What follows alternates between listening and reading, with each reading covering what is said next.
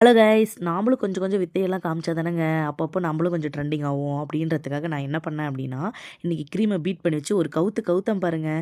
கீழேயே விழலை, ஒரே ஹாப்பி ஆகிடுச்சு. நான் கிளிங்கரப் பண்ணியிருக்கேன் ஃபுல்லாகவே. இருந்தாலுமே நம்மளோட க்ரீம் வந்து கீழே விழாது, அந்தளவுக்கு சூப்பராக பீட் பண்ணி எடுத்துருவோம்.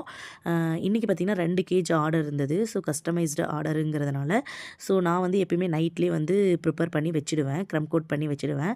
செகண்ட் டே பார்த்திங்கன்னா நான் ஐசிங் பண்ணிவிட்டு நீட்டாக அவங்களுக்கு என்ன தீமில் கேட்குறாங்களோ அந்த தீமில் பண்ணி கொடுத்துருவோம். நம்மளோட பேஸ் பாருங்களேன், சூப்பராக இருக்குது. அந்த பேஸ்லேயே என்னோடய ஃபேஸ் அழகாக தெரியுது. அதை பார்த்துட்டு என்னோடய ஃபேஸ் அழகாக தெரியுதுடா அப்படின்னு சொல்லிட்டு ஒரு கிஸ் அடிச்சுட்டு, கஸ்டமர் பார்த்திங்கன்னா பட்டர்ஸ்காட்ச் ஃப்ளேவரில் தான் வந்து கேக் கேட்டிருந்தாங்க.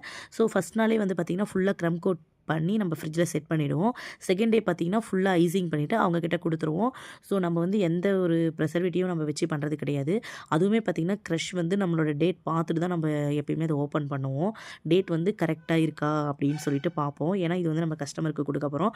ஸோ டேட் முடிஞ்சதெல்லாம் கொடுக்க முடியாது இல்லையா? ஸோ அதனால் அதை பார்த்துட்டு தான் கொடுப்பேன். ஸோ நீங்களும் நம்ம ஒசூரில் இருக்கீங்க அப்படின்னா கஸ்டமைஸ்டாக கேக் ஆர்டர் பண்ணி ப்ளேஸ் பண்ணிக்கோங்க. ஓகே, பாய். நெக்ஸ்ட் வீடியோவில் பார்க்கலாம்.